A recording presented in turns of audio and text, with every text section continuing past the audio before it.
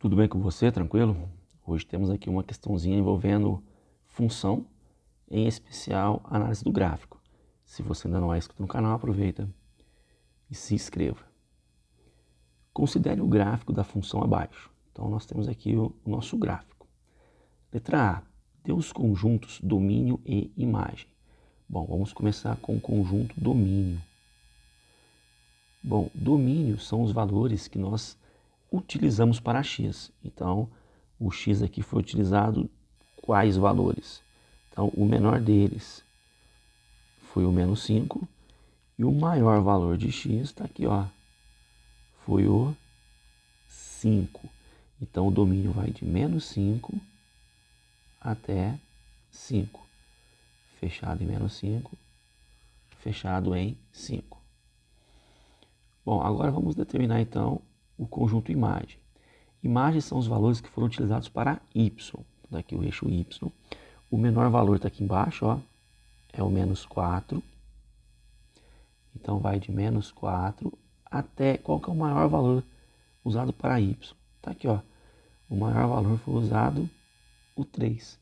Então a imagem é de menos 4 até 3, fechado em menos 4, fechado em 3. Né? Fechado porque o intervalo aqui ele é fechado. Letra B. Quantas raízes tem a função? Bom, raiz são os lugares onde o gráfico corta o eixo do x. Tá? Então, esse gráfico corta o eixo do x nesse ponto, que é a nossa primeira raiz, vou chamar de x', e depois corta nesse ponto, que é a segunda raiz, que eu vou chamar de x'. Então, quantas raízes a função tem? 2. Letra C. Em qual intervalo a função é decrescente? Então, em qual parte, né, a nossa função está decrescendo, está descendo.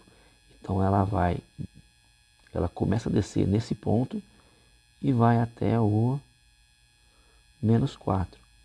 Só que quando a gente fala em intervalo, a gente quer saber os valores de x para os quais a função está decrescendo. Então, do x menos 3 até o x0, a função decresce. Então, vamos colocar assim, ó, do intervalo de menos 3 até 0.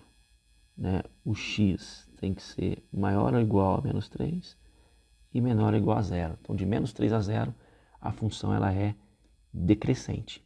Tranquilo? Letra D. Em quais intervalos a função é constante? Ou seja, a função não cresce e nem decresce. Então, nesse pedacinho aqui, ó, a função ela é constante. Ou seja, o y sempre vale 2. Então, no intervalo de menos 5 até menos 3, a função ela permanece constante. Então, de menos 5 até menos 3. Então, o x está aqui dentro. De menos 5 a menos 3, a função é constante.